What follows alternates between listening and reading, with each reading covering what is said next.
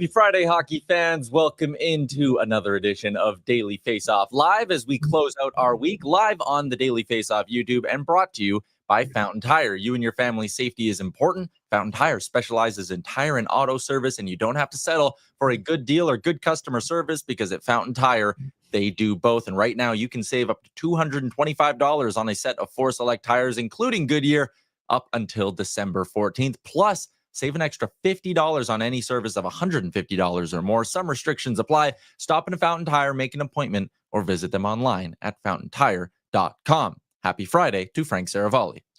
We made it. Another week. Let's go. Big weekend coming up. Hall of Fame weekend. So. Yes, Hall of Fame weekend in the NHL. You're going to be in Toronto, correct? Yeah, looking forward to it. It's always one of my favorite weekends of the year. They call Toronto the Six, Frank. Yes, I know this. Yes. We're going to have our insider. I had a 416 area code for a long time. You did. That is correct. All right. We're going to get into our insider segment in a bit. Frank will empty his notebook as he does on Fridays here on the show. But first, Frank, some big news from, call it outside the NHL world, but pretty impactful on the hockey world as a whole. As yesterday, the big vote came down in the NCAA, and the result was kind of exactly what we were expecting it to be. Starting on August 1st, 2025, CHL players will become eligible to join NCAA Division I schools for the 2025-26 season. Players will be able to play for one of 3 CHL member leagues. That's WHL, OHL, QMJHL, and not lose their NCAA eligibility. If you're kind of listening to that and going, what's different? In the past, as soon as a player had played for a CHL program, they were no longer eligible to play for an NCAA Division I school. That is changing, and that is massive, Frank. It is certainly a big change for players because now their doors are open to so many different development paths. If you feel like at 16, major junior is the best play for you, and then you want to go to the NCAA, well, then that door isn't closed to you now. So you've got options, and I think it's going to significantly change the landscape, the development landscape. It's going to change how players think about it. It's going to change how teams potentially even think about drafting. What is the plan here for this player? When does the clock start ticking? There's so many things that we still don't know and don't have answers to just yet. But I think the biggest takeaway is massive win for players who have many more options to choose from now in terms of their development path. Yeah, and where this gets kind of interesting is the way it, like you said, opens up different pipelines for guys. Before, if you wanted to be or keep your college eligibility open, you wouldn't go play in the OHL or the WHL. You would go play in, call it tier 2 junior leagues like the BCHL, the AJHL, the MJHL, whatever line you want to go down, whatever. Or you could play tier 1 USHL if you're an American. Yeah, USHL if you're American. So that was kind of the only way, to keep your NCAA eligibility. And now what we might see is more of these players saying, hey, I'm going to go play in the OHL because I know when I turn 18 and I'm done high school, I can still go take my scholarship at Michigan, go take my scholarship wherever. So this is going to, help the OHL and the CHL as a whole maybe get some higher end pieces. Where maybe it does hurt a league or a part of the hockey world, it's probably those tier 2 leagues potentially, right, Frank? Maybe not. I mean, I think looking at a league like the USHL, their protocol has never changed, right? Like it's all still the same. It's still clearly amateur sports. And so I'm looking at it saying, well, if you really wanted to, I guess if you're, maybe you might have a Macklin Celebrini who, instead of going to play for the Chicago Steel, ends up playing somewhere in the WHL or somewhere, potentially closer to home. Yeah, I could understand that decision changing. But if you are an American-born player who is looking to make it to the NCAA and then the NHL, I think you're looking at going, well, I've got great programs right here in my own backyard that I don't need to cross the border and go play. I don't know that it's going to necessarily damage them. And so I'm looking at it saying there's so many unknowns here that I think we're really just starting to figure out. And I think some important points for some NHL fans. One, your NCAA players can now participate in training camp, which is something that didn't really exist before. You can't sign a contract. So that's one thing that will change. NHL teams that draft players from the CHL, if they have any intention of going the college route at all, you're not going to see entry-level contracts signed early. You're certainly not going to see NHL players with junior pay if they have NCAA aspirations in their contract. There's a whole myriad of layers to this that like we're really just starting to peel back today. And another thing that's interesting is think of a guy like Jeannot, right? If it's like, okay, I'm going to sign my ELC because I made the Flyers out of camp, and then 9 games in, it's like, whoop, hold up, maybe we don't want to keep you here. Then you're going back to the OHL, but you can't go to the NCAA. And if the OHL doesn't have as much 19, 20, 21-year-old talent or whatever, then all of a sudden that might change a team's calculations for if they even want you to go down. Like there's so many different ways to look at this and different sort of permutations, if you will, in situations. Yeah. And not to spend too much time on this one topic, I'll leave you with this final point. And it's one thing that I was thinking about last night because I was asked about the Four Nations Faceoff and Team Canada's goaltending conundrum that the whole country is experiencing. Why is Canada struggling to develop goalies? I'm wondering if this NCAA rule change will be a breakthrough on that development curve. And here's why. It's not a coincidence to me that Thatcher Demko, Connor Hellebuck, Jake Ottinger, Jeremy Swayman, all the guys that are candidates to play for Team USA in net, and everyone would argue are head and shoulders above anything that Canada has to offer. It's not lost on me that they all played college hockey. So think about it from this perspective now. The reason why I think the development curve may be broken for Canadian goalies is, let's say you want to play major junior. Well, they don't really hand the net to a 16 or 17-year-old pretty often. Then you finally get it, and then you age out. So you age out into what? The ECHL? You age out somewhere that's not a great path to develop. If you could now start in major junior, make your way to NCAA, play 3 or 4 years, all of a sudden your runway is different to develop now. And it's a totally different conversation that you're having with an NHL team in terms of then being ready to turn pro and step into the NHL. That might save Canadian goalies.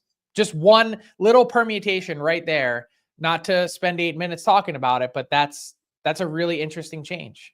And I mean, I figured we were going to go long because it's a substantial piece of news, but that is interesting. Yeah, the idea of goalie development. You're no longer going to be, in quotes, forced to go to the ECHL when you're 21. It could be like, no, I'm going to go play at whatever school it is. Also, this could lead to more NCAA Division I schools popping up and a bigger college hockey picture, which does kind of excite me as well.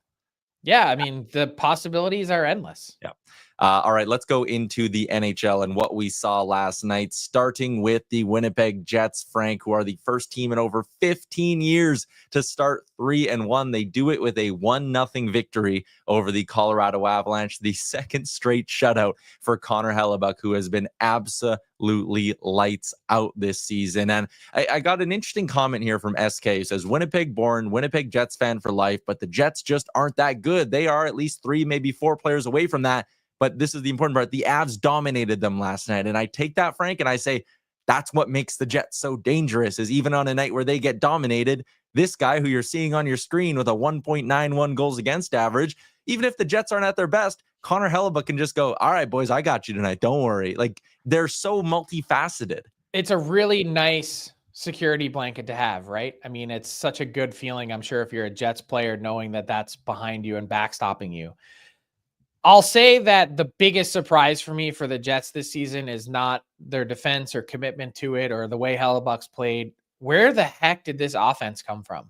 I mean, this is mostly the same collection of players that was there last year. I mean, I don't even know, looking at this 12, is there one player that wasn't there last year? No, they all were. I think so. Yeah. I mean, it's pretty close to. And I'm going, they didn't have this kind of success last year offensively. Their power play really struggled. This is a massive change. So either this is a team that's on an incredible heater that will regress. They've got like 20 more goals than the average NHL team so far this year. 20. We've only played 13, 14 games. That's bananas. And then you look at these numbers and you go, they don't have one of the league leaders in goals. They don't have one of the league leaders in points. They've got 10 guys on this team that have already hit double digits in points. It's insane to see what this team offensively has done. Look, will there be some kind of regression? Yes, absolutely. We know there will be. But right now, I have the Jets in my inner circle. I do. Ooh, I like that. A little teaser to what we'll be getting at the end of every month this year in our Stanley Cup inner circles. Christopher Palmer in. Did I see that Connor Hellebuck has played 11 of the 13 games? And hey, if there's maybe one reason, and I know SK did drop that in as well, it's like, okay, let's maybe watch the workload here because Connor Hellebuck has, just based off the numbers, gotten worn down over the last couple regular seasons. By the time the playoffs come around, the numbers take a bit of a dive. And the other thing to maybe hold on a second, though. You got to point out, if you're going to say that, Eric Comrie, 3-0 with a .914 save percentage of the season. Play him more. Well, play him more, yes, but like they're not experiencing a huge drop off from one to the other. Yeah, that is also fair. The other thing, too, if you want to be excited as a Jets fan, you look at last year, right? They surprised us right before the season started with the Hellebuck and Scheifele extensions. And then we saw what I would honestly call a bit of a flippant philosophy. For years, Jets fans sat there and said, why won't Kevin Cheveldayoff add to this team? Why won't he go make the big splash? And then he went and got Monahan, went and got Toffoli, and now you sit and look, and they could have as much as $8.9 million in cap space at the deadline. Their draft pick situation, not great. But still, with that cap space, you can go and have the luxury of adding guys without needing to add a third-party broker, get a team to retain. They could still do some damage. I think they're really well positioned, no matter which way they want to play it. And I don't know how much tinkering you would really want to do right now. Oh, that too. Yeah. I mean, again, there will be a flattening out at some point here and they'll come back down to earth. But for now, you absolutely don't want to mess with the chemistry. I hate saying this as a guy who lives and eats off of transactions, but I think sometimes teams get twisted in terms of having to absolutely feel like they need to go out and do something that I don't know how much it really increases your chances to win. And beyond that, what kind of damage are you doing to the future that you don't even know about? I think there's such a great example is one that we talked about a few weeks ago. The Oilers go out and trade for Nick Bjugstad. What did they get from him? Like 20 games? A pick and Michael Kesselring, who's now playing top 4 minutes for Utah Hockey Club. Like a throw-in in the deal. You never know what you're giving up. How many percentage points did Nick Bjugstad change the Edmonton Oilers Stanley Cup chances that year? Not enough. 0.25%. Like honestly, what would the actual impact have been? Oh, very, very half a percent. Not enough to justify losing Michael Kesselring, that's for sure. When you look back at it, so yeah, it's that is a good point. Let's move along, Frank. Department of Player Safety. It's been like a relatively quiet start to the season for them, but they don't like you saying that. Oh, okay. Yeah. But Tanner Jeannot is now going to have a hearing with the NHL's Department of Player Safety for this hit on Brock Besser. He was assessed a match penalty. It was reviewed, held up.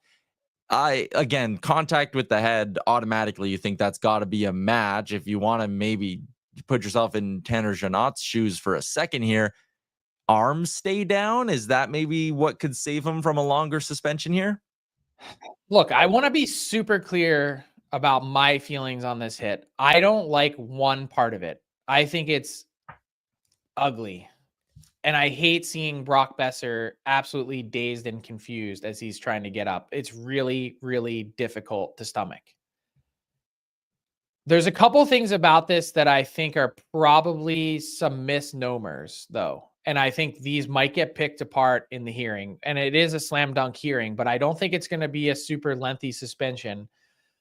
One is, this is actually, if you pull the stopwatch out, this is not actually late by Department of Player Safety standards. That's one. It feels late because he's looking in the other direction and he's not bracing for it, but it's not actually technically late. And two, if you could play it again one more time, Pat, and maybe freeze it if as close as you can to the point of contact right there. He actually does get chest and shoulder before getting the head. The head is actually on the follow through. So you could make the argument one way or the other about principal point of contact. I'm just giving you some perspective on how it's seen.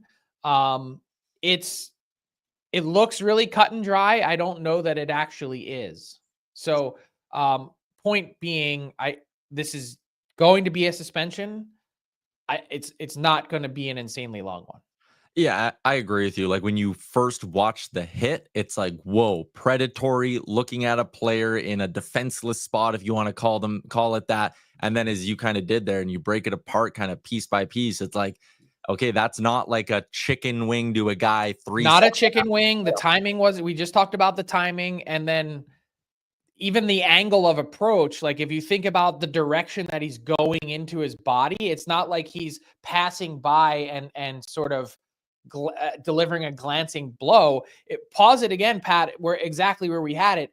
It's like dead nuts middle of his chest, the angle of attack.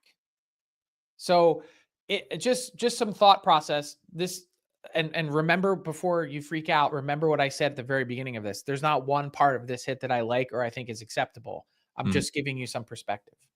Yeah, Avi is in. He's going right to the chin. Look who's moving towards him. He knew what he was doing. And yeah, I mean, you can say that all you want, but again, the Department of Player Safety can't sit there and say, we think you were trying to do this, Tanner. They got to break it down kind of like you did and see if rules are actually being broken. You can't just pretend to put yourself in the guy's head if you're the DOPS. So it'll be interesting to see what they end up doing there. Let's wrap up our review of last night with a little bit of this or that quickly. Frank, a couple of games ending in extra time yesterday. You had the Boston Bruins, dodging a bullet, winning in overtime against the Calgary Flames. You had the Philadelphia Flyers with all the Matvey, Michkov, Kolosovs hurt. The house is on fire. And then they go beat the Tampa Bay Lightning. Which team needed their extra time victory more yesterday?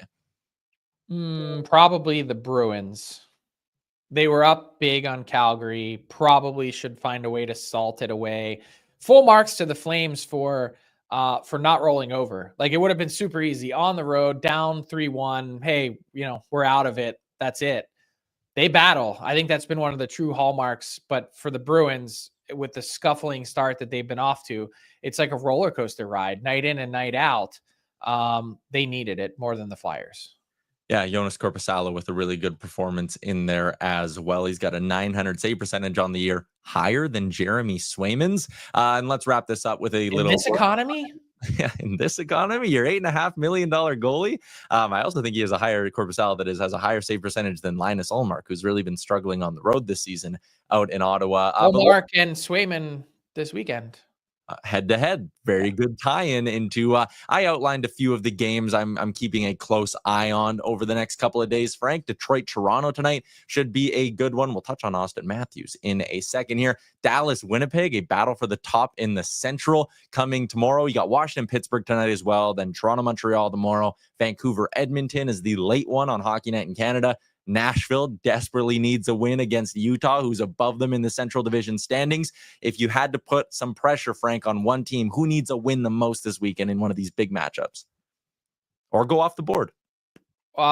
Penguins stand out, and so do the Preds. I mean, look, it's last night was about as ugly as it gets for the Preds. So, we heard the Barry Trotz comments this week. We know he's attempting to light a fire, but yikes with that performance against Florida. And the Pens, I mean, it's now or never. Like you're either getting it together and you're going on a run or say goodnight. I agree with that. The weekend starts tonight for Pittsburgh, and boy, on the road in Washington, it's a tough task, but they could absolutely use the 2 points. Let's move along and get to our big segment today. It's another edition of Icebreakers.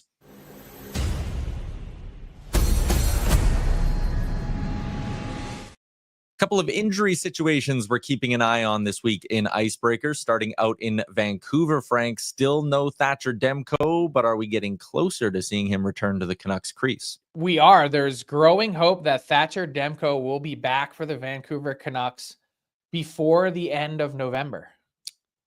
That's a big step forward. You saw him join the boys for optional morning skate in LA yesterday. Now the goal will be to stack 2 weeks of solid practice on top of each other. Demko is feeling pretty good. He's feeling confident, like he's turned the corner. The Canucks aren't putting any pressure or timeline on it, but that is the hope, is that 2 weeks of solid practice that then Demko could return before the end of the month. So that would be a big development and probably not coming at a moment too soon. I know that Kevin Lankinen has held the fort down, but Shilov's numbers have been really bad this year. And so they probably need to fix that situation if they can. And not for nothing, but just to have the backbone of your team back too would probably go a long way. Points in 10 of 12 this season for the Canucks. They're 7-2-3. And as we just said, welcome the Oilers to Rogers Arena on Saturday. What a trip for the Canucks too. Aside from that Besser hit, I mean, they look like they're putting it together. Yeah. From one star player injury to another, what's the latest on Austin Matthews and how does it impact that Leafs roster situation, which always feels like they're walking on a tightrope? They are, and Austin Matthews out for both games this weekend. I think if you were to inject some truth serum in the Toronto Maple Leafs front office, they're actually kind of breathing a sigh of relief. I know that sounds funny to say, not having your best player for that stretch of time, but they really wanted to, in a perfect world, give him the weekend off so that they can nip this thing in the bud. They want to be sure that this nagging injury is behind him and doesn't linger. They were actually leaving it up to him this morning as he walked into their facility. How do you feel? Do you want to try and give it a go? So he hasn't skated since Sunday, not back this weekend, and the Leafs are just fine with that. They're taking the long view here. What does that mean for their roster? Well, think back to Yanni Hakanpää and Connor Dewar on their conditioning stints. It's interesting with LTIR, it's 6 days or 3 games, not 6 days and 3 games. So the Leafs are using the or in this, and they get 3 games in the AHL. They've only played 1.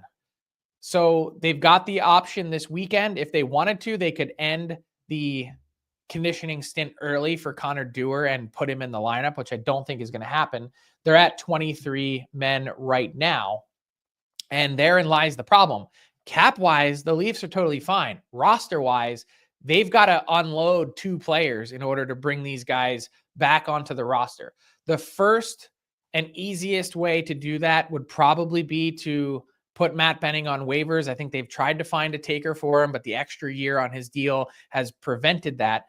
And then they're going to have to figure out what potentially to do up front, what that might look like. Could they trade Nick Robertson? Yes, it remains a possibility. Teams have had interest, but the Leafs would prefer to not do that. And I'll tell you one other thing that they wouldn't like to do.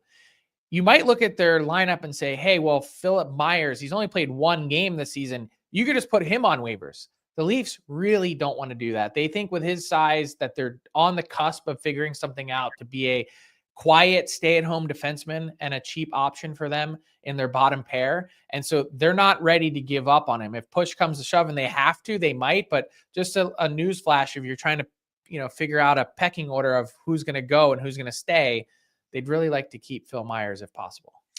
League minimum, big right shot. I mean, yeah, you can see why they'd want to keep that in the mix and why he probably wouldn't make it through waiver. They don't think he would clear. Yeah, the only player on the Leafs roster who is waiver exempt is Matthew Knies, and that ain't happening. Right. Let's go from injury talk to trade talk and make a quick trip across the border to Buffalo. You said earlier this week that GM Kevin Adams is open for business, so what's he looking for? So in his conversations with teams around the league, as he's canvassed everyone trying to figure out what is available or potentially available, I think is the key. The Buffalo Sabres have focused on a top 6 forward. Now, that probably doesn't surprise you hearing that. You nod and you go, okay, yeah, that makes sense. This is a team that could probably use that. The tougher part of the conversation for Buffalo, though, is we got to give to get. So what are you plucking off of your roster in order to make something happen? Look, this has been a tough start to the season in Buffalo. Everyone knows that. Kevin Adams is, I think, certainly feeling the heat. This is year 5. I'm not saying anything's imminent, but the conversations that Buffalo has had have centered around a top 6 forward. Let's talk about the goaltending market really quick here before we wrap things up. Goalie trades are rare, but are you keeping your eye on a couple situations? I am, specifically Devin Cooley in Calgary. Maybe one of the surprise stories of the year so far has been the Flames, but their 2 goalies in the NHL, Wolf and Vladar, coming off of surgery, have excellent numbers in a year in which save percentages have gone down. 906 and 907, I think the 2 of them are a big reason why their record is what it is. But if you pull up Devin Cooley's numbers again, look at these numbers in the AHL this year. 9-5-3. If you actually take off the first start of the year that he made and just look at the last 8, he's at 9-6-4. Those are insane. And so the Calgary Flames have not gotten calls on Devin Cooley just yet. However, with some of the other guys struggling, and by the way, Alexander Georgiev, we blasted him for a couple weeks. He finally had a really good game. The Philadelphia Flyers, their third or backup goalie situation has been horrendous. There's a bunch of teams that could use a Devin Cooley to cool things off, so to speak. So if that does end up happening, he's one name to really keep an eye on with the hot start that he's had. Great stuff. As always, love ending our week with drinking out of the fire hose that is Icebreakers with Frank Seravalli.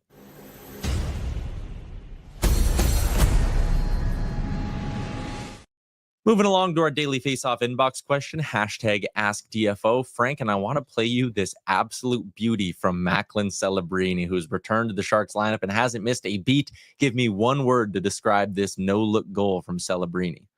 I would call it basketball-esque. If you see it from the other angle, and this wasn't necessarily the one I'm thinking, but as he cuts to the middle, he never actually looks at the net as he fires it. Like Marc-Andre Fleury's like, this is the angle. It's so good. Look at where his head is. Oh. Top cheese too. So good. And the power from that distance with the defender right in front of you.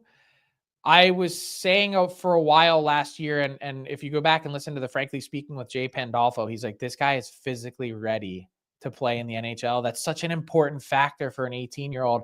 We haven't been able to recognize it fully yet because he missed that time with the nagging hip injury, but he's so good. So good. My word would be natural. Like, you can't score a goal like that and have the awareness and presence to be like, I know exactly where the top corner is and I'm looking way over there. But just a quick little flip and boom, it beats a Hall of Fame goalie in Marc-Andre Fleury. Impressive stuff from Celebrini in San Jose. Let's move along to our daily bets brought to you by Bet365, the largest sports betting platform globally. You can download the app today and use the promo code NATION, NATION, whatever the moment. It's never ordinary at Bet365. I got a handful of plays for tonight. Last week, I hit my 10-1 goal scorer parlay. And I'm trying to run it back again. A couple of guys in that plus 200 range. Connor McMichael playing in the Capitals top 6 is off to an awesome start this season. I think that Pittsburgh game will be high scoring. And Matthew Nyes plus 210 up on the Leafs top line with Max Domi and Mitch Marner. Again, I think they should get some goals going tonight against Detroit. Play them together. It's a juicy plus 830 to pay for the drinks this weekend. A couple of other plays a little lower down on the payout range. Sidney Crosby, Joel Eriksson-Ek are my shot prop picks tonight. Crosby's been crushing this again, like the matchup. Joel Eriksson-Ek, wild taking on the Ducks. Eriksson-Ek was hammering this for a while earlier in the year. He's cooled off. I like him to get back to shooting the puck, plus 131 on the payout. And we'll wrap up with a straight play. It's the Wild on the puck line. Yourself and Jason Gregor were talking yesterday on the DFO rundown about how, Lucas Dostal is playing unbelievable and the Ducks still aren't winning. I like Kirill Kaprizov in this Wild offense to solve him and the Ducks and cover on the puck line. Nice plus 130 as well there. So those are my plays on a Friday night in the NHL. Which brings us to garbage time to wrap up our week, Frank. And we're ending it on a great story as our good friend Scott Burnside is going to be given the Elmer Ferguson Award for Lifetime Achievement as a journalist. And listen, I know when guys, there's cliches that go whenever people win awards like this, but truly, no one deserves this more than our boy Scotty B. Yeah, and just a Hall of Fame person, but really, truly deserves it from a Hall of Fame journalism perspective. His words to define the award have brought honor to hockey and journalism, and fearless is how I would describe him. Didn't matter the criticism or blowback that he might get from a subject that he was covering. Fair, honest at the same time, built trust. And really what I think too is when I think about Scott's career, he was an agenda setter for a really long time. Part of it too, pre-social media, pre-Twitter, daily drip, IV drip of information. You would read Scott Burnside in the morning or to start your week, and you'd know exactly where things were heading. And such an important part of setting the tone and the cadence of what people read and consume and talked about. And that is so valuable. And so Scott, really one of the leaders in that for a long time, someone that I have looked up to. I'm happy to call a close friend, and can't wait to see his big day on Monday as he gets the jacket and the plaque, and now will join so many other unbelievable journalists in the Elmer Ferguson wing at the Great Hall. Yeah, I mean, he was a part of this show. I've had him on my Oilers show a bunch, and just sitting and chatting hockey with Scott Burnside, having him on the shows, it's like soft toss to Barry Bonds. You give him a 3-word kind of tee up, and he hammers it out for a 3-minute answer with a great joke at the end and great insight. Scotty B is absolutely the best. So congrats to him on being a Hall of Famer. And that is a wrap on this week's edition of the show. For Pat Puff, Frank Seravalli, all our guests this week, everyone in the YouTube, you were fantastic. Hit the subscribe button. Enjoy the hockey this weekend, and we'll see you on Monday at noon Eastern.